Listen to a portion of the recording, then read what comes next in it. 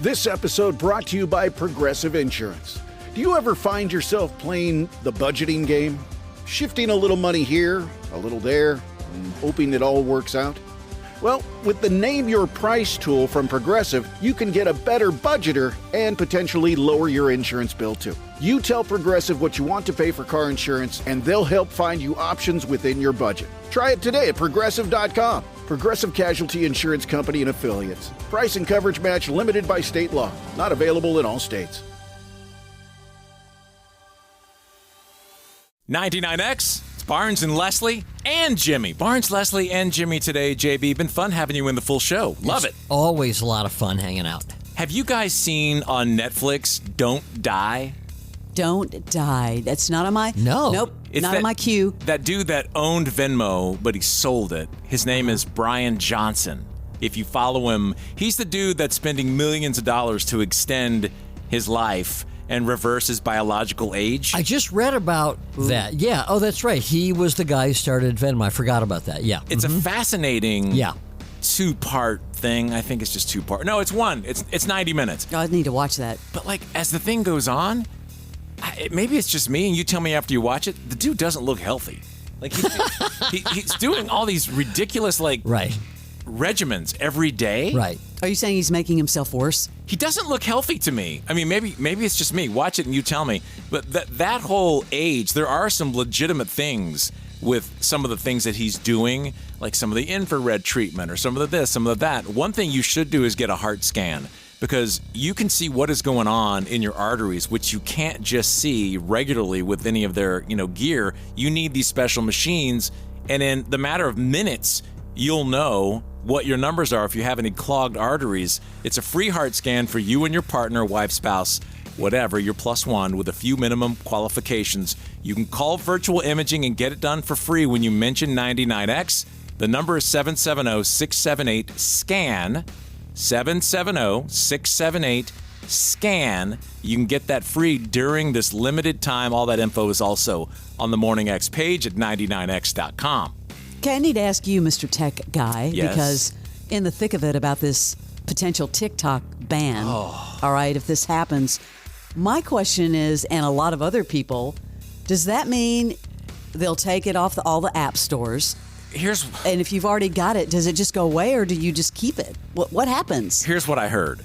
And here's the breakdown, and you're hearing information from all over the place. This is what I think is happening. So on the 19th, if, when they come back and rule at the Supreme Court, heard all the stuff, and apparently they're not thrilled with what they've heard, whatever, and they're leaning towards keeping the ban. Mm-hmm. And of course, that's Biden's last day, the 19th. So then the question becomes, how does it shut down? And they're saying the app will not just disappear from your phone. So they'll have to shut down offering the app first, but then you have to go to Oracle and places like that are the servers, and they have a huge fine apparently if they don't abide by it.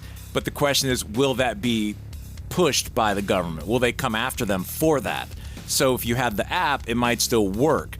But then there could be a stay of 90 days if they think that, I forgot what the reason was why there would be a stay, but if Trump comes along on the 20th, he can decide, I guess, what he wants to do. He can reverse it by executive order? I guess. Barnes, I love that you broke this down for me, because people are talking about another app called Lemon 8, another community app, and I looked it up. It's powered by TikTok. Oh, powered by TikTok. Wait, can we just have our cat videos, please? I follow a lot of dogs on TikTok. I'm going to be very sad. I feel like every month there's some kind of court case with TikTok being banned. It's been the same thing. I mean, it's the same thing over and over. It's been the same thing. I mean, I don't know if I see it happening. I just don't envision it going away. I feel like it's not going to go. I mean, a lot of people's livelihood tied to it. It's helped a lot of people, for sure. Well, every parent of a teenager would love to see it go away. I can tell you that. I love TikTok. I do too. I mean, I'll burn 30 minutes quickly. One to share with you guys, because you always think, if you're listening, man, they have it easy. They get to do this. They get to do that. They have the best stuff always. I had the eest day on Friday of record, like in a long time. Really? Is that when your team lost? Thanks, Leslie. I was getting to that. So the day starts with the snow, which is glorious for some, but, we have to get moving. So traveling on that was not fun. And that day was kind of lame, as far as that. So it set the tone. So that happens. I come home from doing the show. I'm on my computer downstairs. And I hear Heather yell for me. And I felt like her voice didn't sound like it normally sounded. So immediately I had this uneasy feeling. And I was like yelling back, like, what's going on? Like, I could tell it wasn't a normal hey. And so I came around the corner and was looking for her because I didn't know where she was. And she's like, up here, up here, up here. And I come upstairs and she's crying. And our cat is laying on the floor gasping for air. Oh, my. And I was like, what happened? And she said, I don't know. I was in, we have a shared office. She was in there and I heard like a moan. And I came outside I came out the door and he's laying right there. And at that point he was alive and I sat down on the floor and I was like, hey buddy, I was trying to figure out what the hell's going on. Did he eat something weird? And he took 2 gasps and then just died right in front of us. Wow. No way. And Lucian was his name. And the cat who, whenever I come over to your house, Yeah. I always tell him, get Yeah. him away from me. I'm allergic. Yeah, the orange one. That's the cat that Lanny always sleeps Yeah, with. when Lanny and Leslie would visit, he would jump on top of him and sleep. He had underlying heart issues, and I have to give a shout out to VEG. It's Veterinary Emergency Group. They're new over there in Brookhaven. So nice. The people are very friendly there, and they were saying that when cats have these underlying heart issues, that it can be like a light switch.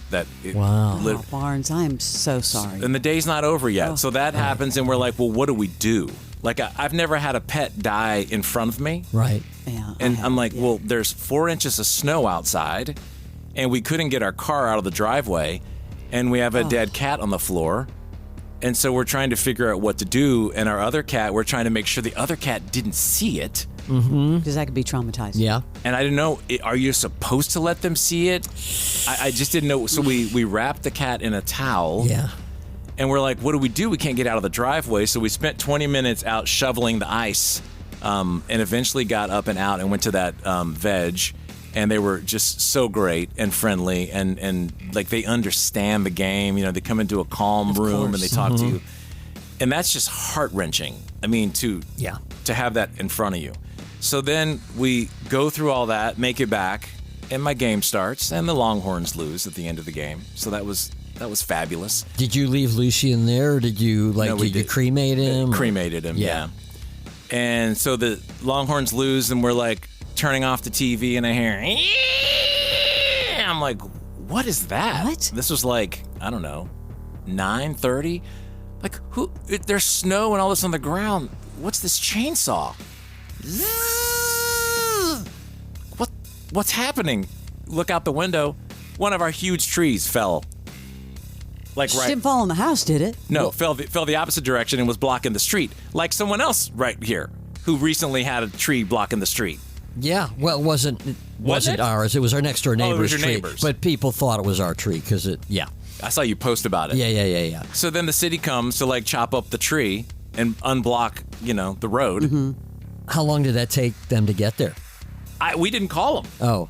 That's what I'm saying. We I heard see. the chainsaws. It was the city's chainsaws that were Yes. cutting up. Yeah, okay, right. So that puts a cap on the worst day Wow. of Well, 2025. I apologize for making fun of your team losing. I didn't know all that happened. I'm Well, sorry. that was the least. It was kind of hard to even get Awful. excited. It's just weird, Right. when you lose a pet like that, especially in front of you. It's devastating. Wow. Yeah, it's actually about 1 year to the day that we lost Max, our dog. Yeah, and just like that, found him dead one morning.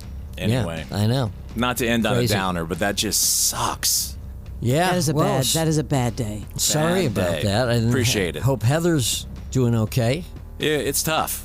How do when do you replace? I want to get.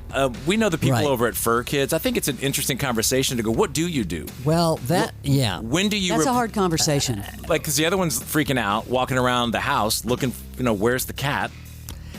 Well, when we lost our dog last year, I was ready to wait a while. The kids, though, they wanted an immediate replacement. Like, replace the spirit. It's not about replacing, let's just get, it's just a cat or it's just a dog. So I think it was maybe just a few weeks before we went down to the decab shelter and replaced them. But I don't know. What are you thinking? I don't know what you... I was so devastated. Remember Bosch? Yeah. Black Lab. I waited. Sure. We waited a year. I was so devastated. Yeah. I was like, I can't do this again. Yeah, but then you miss that energy. So sad. All right, JB, great to see you. Well, I'm just glad to end it on a happy note. Yep. Thank you. Sorry. Just keeping it real. Yeah. Please come back, JB. Keeping it real. Okay. We are the Morning X, and this is 99X. We just extend our really heartfelt gratitude to all of the programming directors and general managers and everyone that has decided to put their trust in us, adding this program, The Guy Benson Show, to their lineup. Then a few more additions this week. KMJ in Fresno, California. KTMA in Charleston, South Carolina. WLOB in Portland, Maine. And AM 890, The Big 89, WLS in Chicago. And I just want to say one quick thing about WLS in Chicago, if I could. I started my career in the city of Chicago. I graduated from Northwestern in 2007, and one of the rival stations in Chicago, WIND 560, Marcus Brown, Dave Santrella, they gave me my start. And I did a weekend show, a Sunday night show there for years in my 20s, early 20s. I could not believe my good fortune.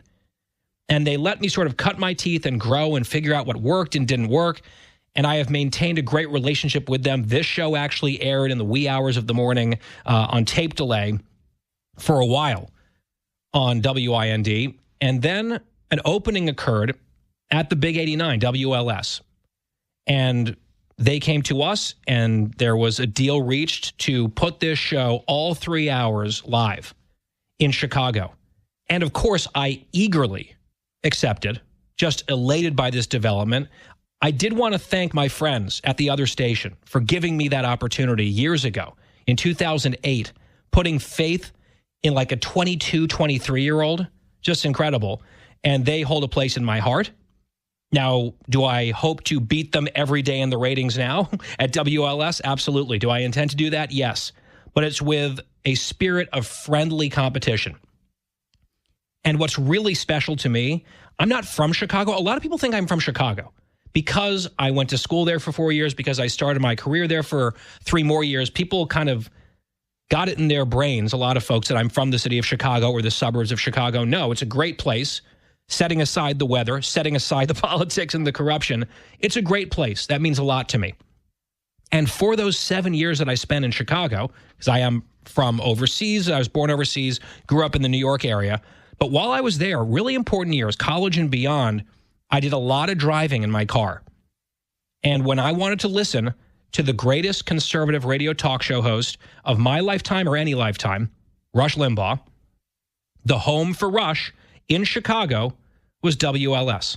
I mean, I could sing the jingles, right? I have them memorized, right? I would hear the jingles at the top of the hour going into the news. So I'd listen to Rush on the EIB network, talent on loan from God, and all of that.